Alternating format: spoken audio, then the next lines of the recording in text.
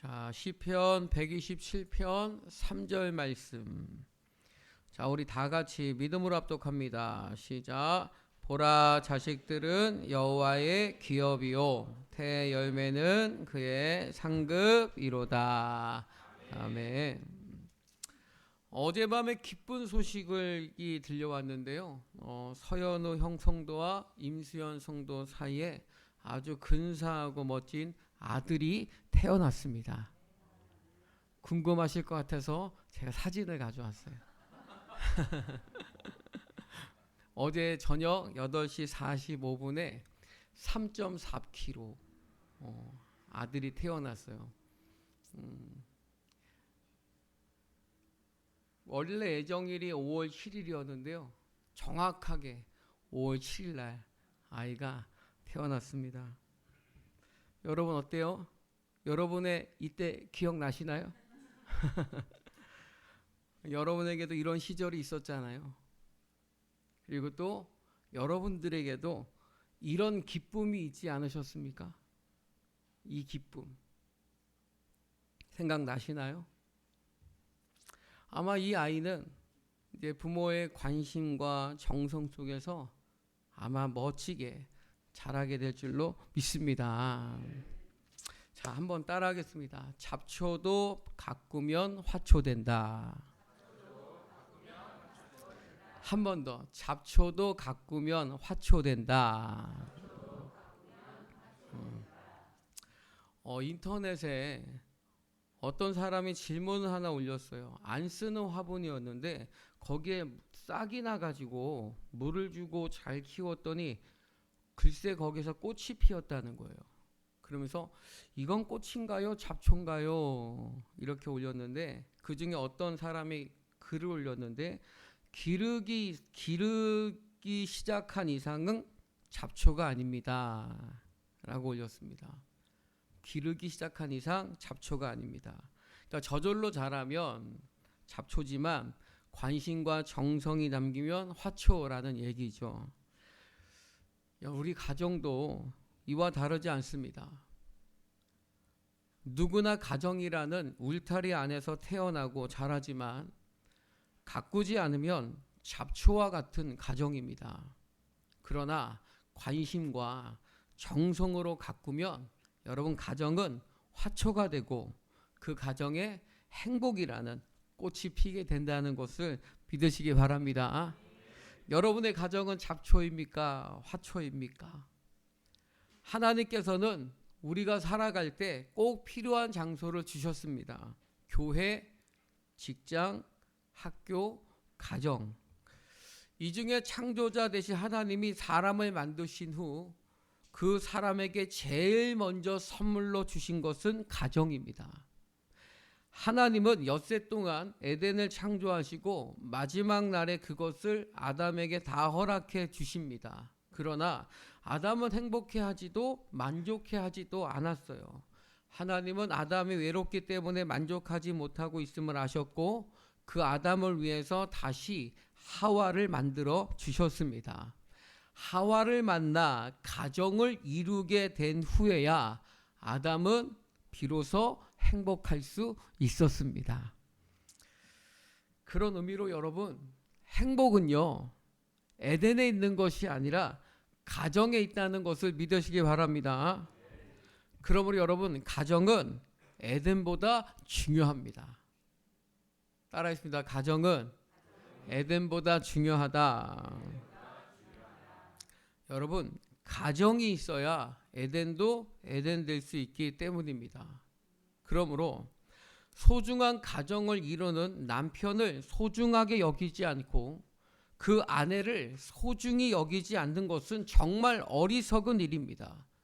그것이 하나님의 법칙입니다. 그 가치를 알고 관심과 정성으로 잘 가꾸는 사람에게 주시는 것이 바로 행복임을 믿으시기를 축복합니다. 사랑하는 아이들을 생각하며 사는 것은 정말 행복합니다. 아이들을 생각할 때마다 뭐 하나라도 자꾸 사주고 싶고 그런 마음이 있어요. 그런데 제가 자식을 생각하는 것보다 할아버지 할머니는 더한 것 같아요.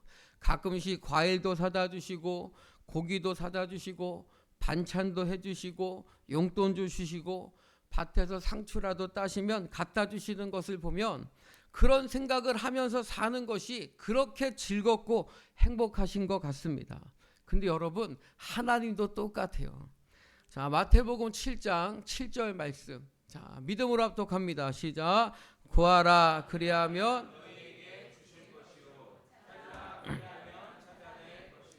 문을 두드리라 그리하면 너희에게 열릴 것이니. 아멘. 여러분, 우리 하나님은요, 구하지 않아도 주시는 분이십니다. 찾지 않아도 찾게 하시는 분이십니다. 두드리지 않아도요, 열어주시는 분이 하나님이신 줄로 믿습니다. 저 또한 이제껏 살아오면서 구하지 않았는데도 얻은 것이 많았고요, 두드리지 않았는데도 열어진 것이 너무나도 많았고요, 찾지 않았는데도 불구하고 찾게 하신 것이 너무너무 많았어요. 그럼에도 불구하고 구하라고 하시고 찾으라고 하시고 두드리라고 하신다라는 거예요. 그 이유가 바로 앞절에 있습니다. 자, 마태복음 7장 6절 말씀.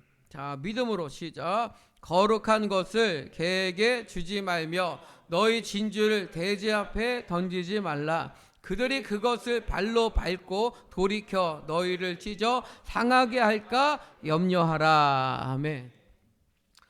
구하지 않고 얻은 것과 두드리지도 않았는데도 열린 문은 그것이 진짜 좋은 것인데 좋은 것인지 모른다라는 거예요. 그것이 내게 정말로 소중한 것인데 소중한 것인지 모른다라는 거예요. 결국 구하지 않고 찾지 않고 두드리지 않고 얻었다 해서 귀하게 여기지 않고 소중하게 관심과 정성으로 가꾸지 않으면 그것은 마치 개에게 던져진 거룩한 것과 같고 돼지 앞에 던져진 진주와 같다라는 것입니다. 사랑하는 성도 여러분, 여러분들에게 정말 소중한 것은 무엇입니까? 여러분들에게 정말 중요한 것은 무엇입니까? 우리는 대개 직장과 사업을 위해서 정말 많은 노력을 합니다. 그것이 먹고 사는 중요한 일이기 때문이죠. 그래서 밤낮으로 그 생각을 하고 아침에 일찍 일어나고 자리에 늦게 누는 수고를 마다하지 않고 최선을 다해서 성실하게 살아갑니다. 그 정도로 많은 대가를 지불하는 거죠. 여러분, 그것은 목사도 마찬가지예요. 교육 전도사가 되어서 학생들에게 설교를 할 때 그것이 얼마나 힘들었는지 몰라요. 그러나 힘들다고 포기할 수 있는 그런 성격의 것이 아니어서 정말이지 하나님께 열심히 기도했어요. 하루 종일 주일에 있을 설교만 생각했어요. 잠도 잘 이룰 수가 없었어요. 그렇게 안타까워하면서 애를 쓰다 보니 꿈에 설교가 생각날 때도 있었고 자려고 누웠을 때 생각나는 설교가 있어서 머리맡에 메모지와 볼펜을 넣고 자기도 했습니다. 그런데 저만 그런 줄 알았는데 미국의 자동차 왕 헨리 포드도 침대 옆에 메모지와 볼펜과 손전등을 놓고 잤다고 합니다. 꿈에 자동차 설계에 대한 생각이 나면은 그것을 적고 그리기 위해서 그렇게 했다는 거예요. 여러분, 그런 대가를 지불하니까 목사는 설교를 할 수 있는 거고 사업가는 사업을 할 수 있는 거예요. 근데 여러분, 똑같이 자녀들을 위해서도 부모들은 그렇게 사는 것 같아요. 외국 사람들은 이해하기 힘들 정도로 한국 부모들은 자식을 위해서 다 쏟아요. 그래서 나중에 부모들은요, 밥만 먹고요, 돈은 다 자녀들이 다 먹어요. 근데 신기한 건 뭐냐면 나중에 물어보세요. 자기들도 밥만 먹었다고 그래요. 자녀를 생각하는 마음이 때로는 아버지보다는 어머니 마음이 더한 것 같아요. 아들이 군대 갈 때가 되면요, 고생할까 봐 엄마가 막 울면서 옆에 있는 남편에게 여보, 당신이 대신 가면 안 돼? 막 이런다는 거예요. 자녀를 향한 어미의 마음이죠. 자식 한번 잘 키워보는 것, 모든 부모에게서 절대 소망입니다. 그러나 여러분, 분명히 알아둬야 할 것은 가정이 귀한 줄 모르고 관심과 정성을 기울이지 않는다면 여러분이 세상 속에서 성공한다 하더라도 최고의 침대는 살 수 있을까 모르지만 편안한 잠은 살 수 없는 것처럼, 정말 좋은 집은 살 수 있을지 모르지만 자식에게 더 좋은 학원을 보내주고 더 많은 학원을 보내줄 수 있을지 모르지만 그것으로 결코 행복은 얻을 수 없다는 사실입니다. 저희 집 막내인 성준이가 자라면서 가장 먼저 배운 말이 세 가지예요. 첫 번째는 엄마, 둘째는 아빠, 셋째는 100원임이에요. 막내가 대체로 그렇듯이 우리 집 막내도요, 유난히 돈을 좋아합니다. 어느 날 성준이가 100원짜리를 손에 몇 개씩이나 들고 너무 좋아서 어쩔 줄 몰라 하고 있었어요. 아이가 100원짜리를 좋아하기 때문에 제가 성준이에게 아빠 100원만 줄래? 100원 하나만 줄래? 라고 물었어요. 성준이는요, 아주 심각하게 고민을 하는 것 같았어요. 아빠가 달라고 하니까 안 줄 수도 없고 그렇다고 주자니 아깝고, 그래서 아이는 잠시 망설이면서 자꾸 제 눈치를 보는 것 같아요. 근데 제가 좀 별로 심각하지 않은 얼굴로 장난삼아 손을 내미는 것을 알았는지 성준이가 돈 들고 있는 손을 뒤로 이렇게 감추었어요. 근데요, 지금 이제 초등학교 4학년인데 요즘은 더 한 것 같아요. 과자 하나도 안 주고요, 밥 한 수저도 안 줍니다. 그때는 정말 섭섭했는데요, 지금은 더 섭섭합니다. 저 녀석이 아빠보다 100원을 더 좋아하더니만 3살 버릇 여든 간다고 이제는 아빠보다 과자를 하나를 더 좋아하는 것 같고 밥 한 수저를 더 좋아하는 것 같고, 어제도 과자 하나 달랐는데 또 안 주더라고요. 여러분, 성준이에게 100원을 달라고 할 때 저는 주머니 속에 이미 1000원짜리 한 장을 가지고 있었어요. 아이가 저에게 100원을 주었다면 저는 아이에게 1000원을 주었을 거예요. 지금도 성준이가 저에게 과자 하나를 주면요, 성준이 데리고 CU 가려고 카드를 꺼내 들었을 겁니다. 근데 이게 부모의 마음 아닙니까? 하나님도 똑같아요. 하나님은 우리가 100원을 드리면 1000원을 주시고, 100원을 드리면 속 좁은 저처럼 1000원을 감추시는 분이 아닙니다. 그러나 하나님이 우리에게 요구하시는 것은 돈이 아니라 마음이고 믿음이며 사랑입니다. 그렇다면 우리는 우리 아이들을 어떻게 키워야 하겠습니까? 우리 아이들을 어떻게 대해야 하겠는가 말이에요. 우리 아이를 돈이 아니라 마음으로, 믿음으로, 사랑으로 키워가야 될 줄로 믿습니다. 나에게 100원을 주지 않아도, 나에게 과자 하나 주지 않고 밥 한 수저 주지 않아도 그래서 섭섭할 수는 있고 서운할 수 있지만, 그럼에도 가정을 소중하게 여기고 우리는 하나님 아버지의 마음으로, 믿음으로, 사랑으로 관심과 정성을 가지고 가꾸어야 될 줄로 믿습니다. 특별히 오늘은 어버이 주일입니다. 자녀들이 귀한 것은 우리에게 부모라는 이름을 주었기 때문입니다. 그러니 우리는 가정을 잘 가꾸어야 될 줄로 믿습니다. 아이들은 우리의 관심과 정성 없이도요, 무럭무럭 자랄 것입니다. 그런데 잡초와 화초의 가장 큰 차이는 가꾸는 것에 있다는 것을 여러분 꼭 기억하셔야 합니다.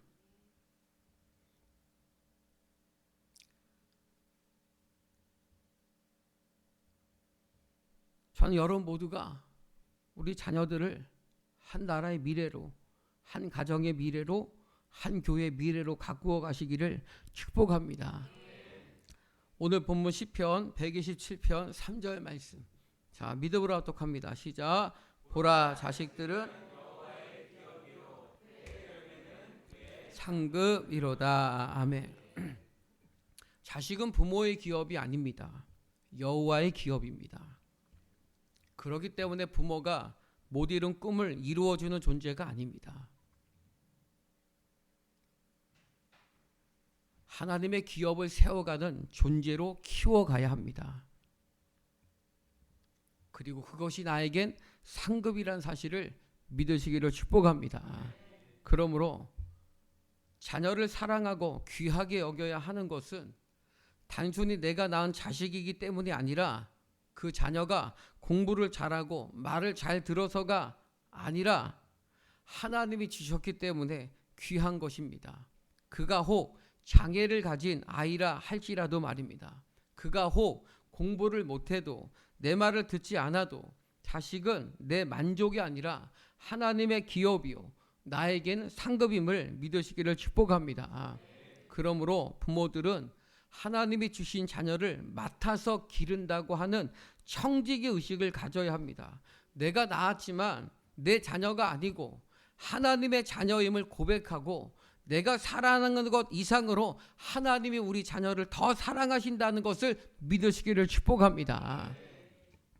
우리 사모가 예준이를 배에 가지고 5개월이 되었을 때 병원에 갔다 와서 깜짝 놀랐어요. 뱃속에 있는 아이에게 다운 증후군이 보인다라는 거예요. 그래서 양수 검사를 해야 정확하게 알 수 있으니까 양수 검사를 하자라고 했습니다.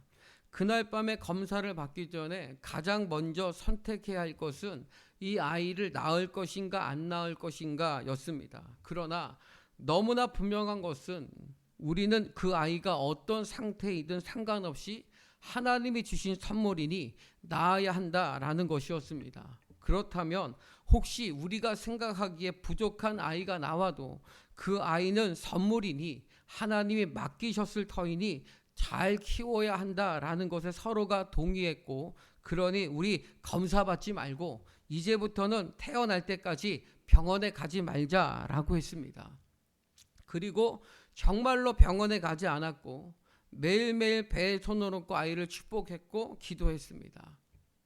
날짜가 다가와서 진통이 와서 병원에 가서 예준이를 낳았는데 아이가 뱃속에서 나오자마자 아내가 제게 한 첫 마디는 자신도 너무너무 아플 텐데 자신도 너무너무 힘들 텐데 그 첫 마디는 여보 아기 어때? 였습니다. 그런데 뱃속에 나오는 것을 제가 이렇게 보는데요. 어쩌면 저랑 똑같은 것이 쑥 나오는데 제가 깜짝 놀랐고 아내에게 아기 괜찮다고 라고 했더니 막 울기를 시작하는 거였어요. 말은 안 했지만 몇 개월 동안 마음이 얼마나 힘들었을지 그것이 느껴지는 시간이었습니다. 제가 지금 기도했기 때문에 예준이가 건강한 아이로 태어났다라는 것을 말씀드린 것이 아니에요. 자녀는 내 선택이 아니고요, 선물이라는 거예요.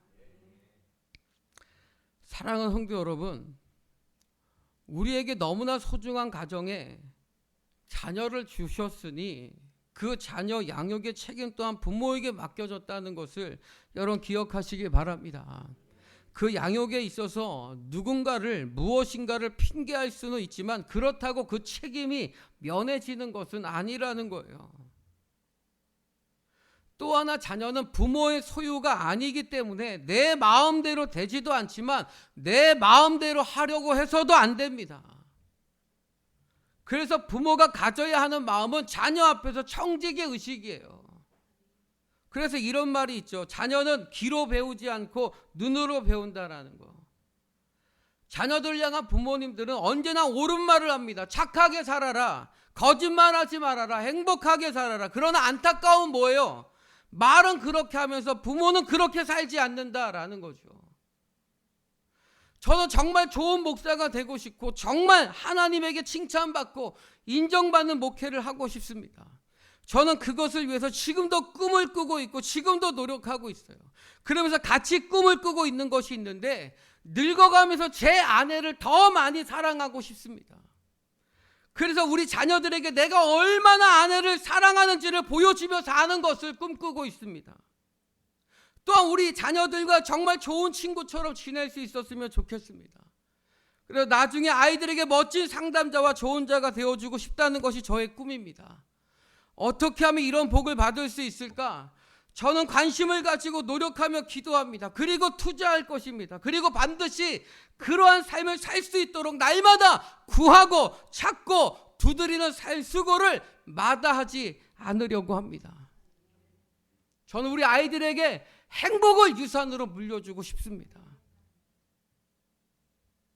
그래서 더 사랑하려고 하고 그 모습을 아이들에게 보여주고 싶습니다. 말로만 행복하게 살아라 하지 않고 그 아이에게 진심으로 이렇게 살아야 행복한 것이라고 아이들에게 보여주며 살고 싶습니다.